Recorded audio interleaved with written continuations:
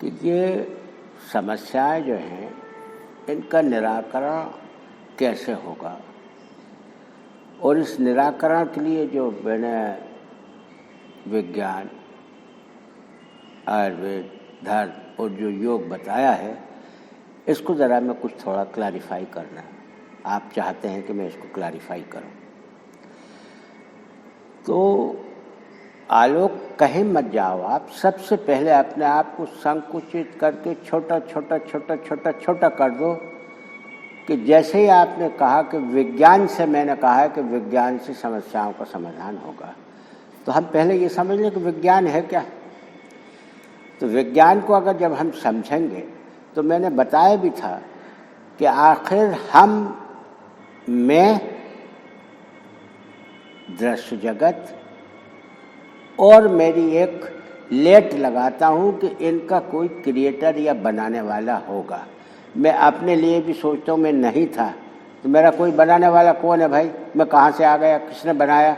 तो इस प्रकार से हम कहते हैं ठीक है साहब, हम तो गर्भ से आए, हमारे माँ बाप ने बनाया, ऐसे बनाया। जहाँ तक खोजें हुई वहाँ तक पहुँचे, लेकिन अभी तक ये नहीं मालूम कि अल्टीमेटली विज्ञान ये नहीं बता पाया कि इस पृथ्वी पर मानव कैसे आया, कब आया। खैर, ये एक विषय अलग है खोजों का। हम तो सिर्फ ये बात करें कि विज्ञान जो है प्रकृति के रहस्यों को सुलझाने के लिए बनाया गया। हम पहले यही जानना चाहते थे कि भाई पानी जो है वो किस प्रकार से जो है वो नमक पानी में मिल गया, या पानी कैसे भाप बन गया, पानी कैसे बर्फ बन गया। हमें कुछ जो संस्कृति हमारी और जो एजुकेशन हमको डेवलप हुई वो बहुत स्लो हुई है। तो हम सब में पहले ये करते हैं कि विज्ञान की परिभाषा हमने क्या दी कि जब से मानव का मानसिक जीवन प्रारंभ हुआ, from very beginning of the mental life, मानव कोशिश कर रहा है बच्चों की तरह, ये क्या है, ये कहाँ से आया, कैसे बना, ये कितना है, कब तक रहेगा, क्या रहेगा।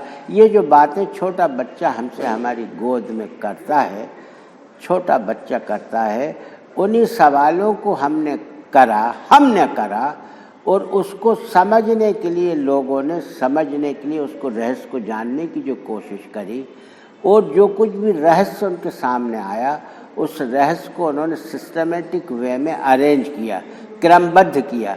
उस ज्ञान को विज्ञान कहा है। तो वो विज्ञान जितना है वो हमारा इसका है, यानी दृश्य जगत का है, दृश्य जगत का विज्ञान है। तो जो साइंस है वो जब शुरू हुई है, तो ये जो कुछ भी हमारे आसपास है, पर्यावरण है, जो कुछ भी हमको ज्ञानेंद्रियों से अनुभव हो रहा है, उसके रहस्य को जानने की हमने कोशिश करी, और वही विज्ञान के अंदर अरेंज किया गया है। अब हम हमारी भारतीय परिभाषा देखें, तो भारतीय परिभाषा में यथावत पूर्णत्व ज्ञानम संसारस्य च स्वस्य च। कितनी बड़ी बात कह दी उसने कि मेरा खुद का मैं और संसार का जो हमारे आसपास है, जो दिखाई दे रहा है, यथावत पूर्ण ज्ञान चाहिए। यथावत पूर्ण ज्ञान के मायने ये कि इससे असत्य कुछ ना हो, बिल्कुल सत्य बात हो, उसको हमने विज्ञान कहा है। यथावत पूर्ण तो ज्ञानम संसारस्य च स्वस्य च, यही विज्ञान है। तो अब परिभाषा में हमने अपने ज्ञान की जब बात करेंगे तो भी वो विज्ञान में आएगी। तो जितने सवाल अपन से संबंधित हैं वो भी विज्ञान में आएंगे, और जितने भी प्रश्न दृश्य जगत से संबंधित हैं वो भी विज्ञान में ही आएंगे। तो इसका मतलब ये कि विज्ञान का जो भारतीय दर्शन के हिसाब से है, तो उससे तो मुझे अपना और दृश्य जगत का पूरा ज्ञान हो जाएगा। बात, समस्या खत्म हो गई। अब क्या समस्या रही आपको कि किस पूछोगे आप, अरे भाई ये संतरा कैसे हो गया, तो ये सड़ कैसे गया, गल कैसे गया, ये सब विज्ञान बता देगा। अब हमें इससे संबंधित कोई ज्ञान नहीं चाहिए। लेकिन हमारी ग्लोबल समस्या में एक समस्या है।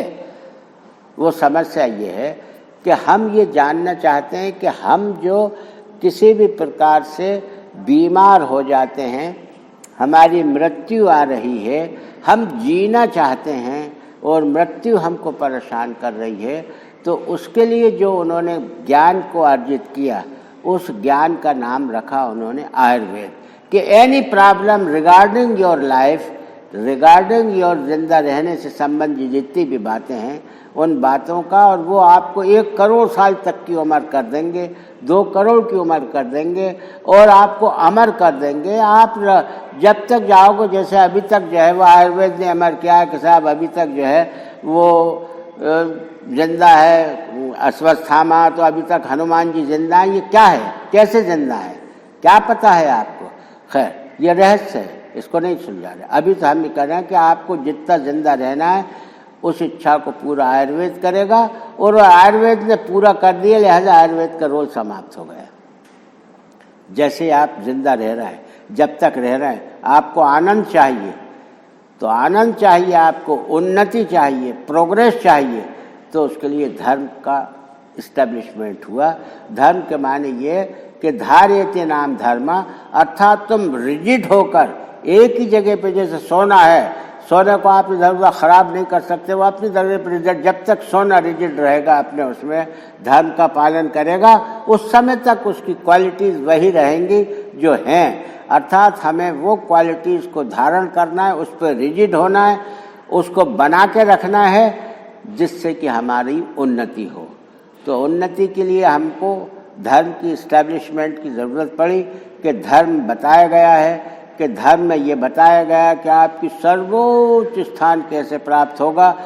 धर्मों से हमको उन्नति प्राप्त हो गई, बहुत उन्नति प्राप्त हो गई, और आदमी अपने आप को कहने लगा कि मैं ईश्वर तुल्य हो गया। यहाँ पर आने के बाद उसको आवागमन का जो साधन है, आवागमन मतलब फिर आएंगे, फिर जाएंगे, फिर हम जीव बनेंगे, फिर हम ऊपर जाएंगे, फिर हम नीचे आएंगे, फिर ये जो एक फ्रीक्वेंसी है, ये जो आपका जो ऑसिलेशन हो रहा है आने और जाने का, इस ऑसिलेशन को समाप्त करने की जब उसकी इच्छा हुई कि जीवन में रहते हुए जब चाहे जब हम उसका आनंद ले लें, और जब चाहे जब हम इस दुनिया का आनंद लें, और हमारे आने का यहाँ पूरा मकसद पूरा हो, तो उसके लिए उन्होंने एक योग मार्ग को अपनाया।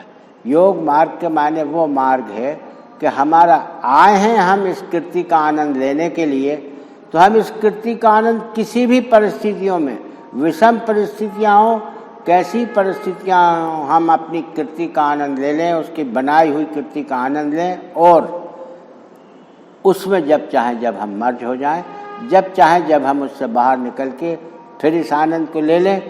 इसके माने हैं अनुशासन। अनुशासन माने ये कि हम जो हमारी कृति है उसके ऊपर राज करें, और जैसा चाहें हम इसको चला लें, उसके माने योग के हैं। इसलिए योग का पहला सूत्र और अंतिम सूत्र है, इस पर ध्यान दे दीजिए। पहला सूत्र है अथ योग अनुशासनम, अर्थात जिस प्रकार से ये ब्रह्मांडीय शासन चल रहा है, उसी प्रकार का हम एक ब्रह्मांडीय शासन इस शरीर पे करना चाहते हैं।